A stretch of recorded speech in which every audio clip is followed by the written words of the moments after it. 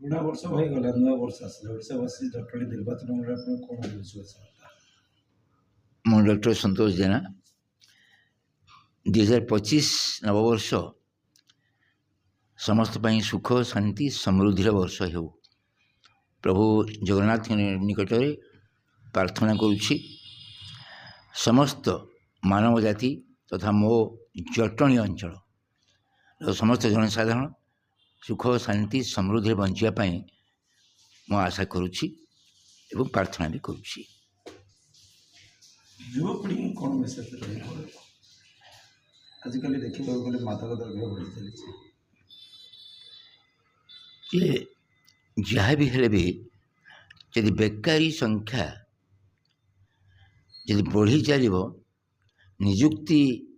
यदि न रहा स्वावलंबी जदि न हेबे ताहले युव समाज वे वार्ड विपथगामी हे एटा सत्य सिद्ध किंतु आम चाहूँ जटणी भली एक पुरातन सहर अंचल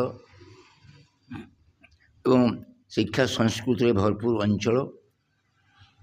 ताकू इभली भाव में आम अंचल युवपीढ़ी सुविधा सुजोग निजुक्तिर सुविधा सुजोग पातु एवं आर्थिक स्वावलंबी हूँ ताहा साधारण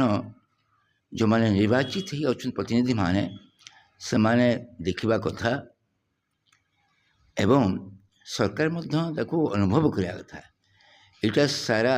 जटणी नुहे सारा ओडिशा नुहे सारा भारत वर्ष गोटे व्याधि होगा एवं जो प्रकार असुविधा सब अच्छी शिक्षा क्षेत्र में जो असुविधा अच्छी स्वास्थ्य क्षेत्र में जो असुविधा अच्छी एवं विभिन्न क्षेत्र चाष क्षेत्र में जो असुविधा अच्छी चाषी मैंने जो हराण होती से सब को सरकार सुदृष्टि देवा दरकार यदि चाष क्षेत्र देखा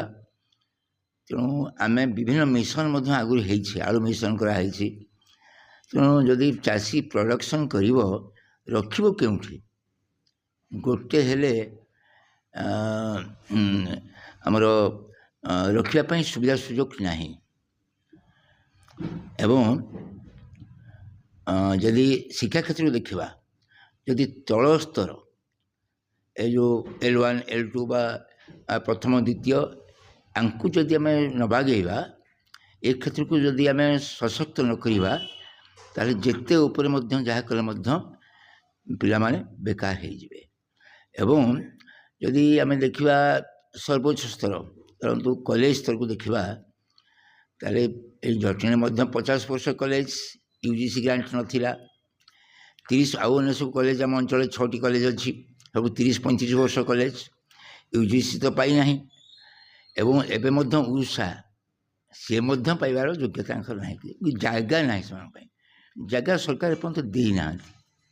शिक्षा क्षेत्र में कौन डेभलप करेंगे यदि स्वास्थ्य क्षेत्र में देखा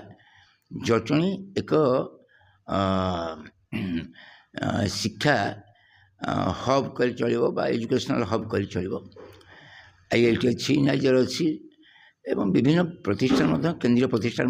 जटणी होती किंतु गोटे लोक किसी असुविधा पड़े सडन से भुवनेश्वर दौड़ कि खोर्धा को दौड़ मेडिकल हेल्प किसी भी ना तेणु अति डिग्रेडेशन अवस्था अच्छी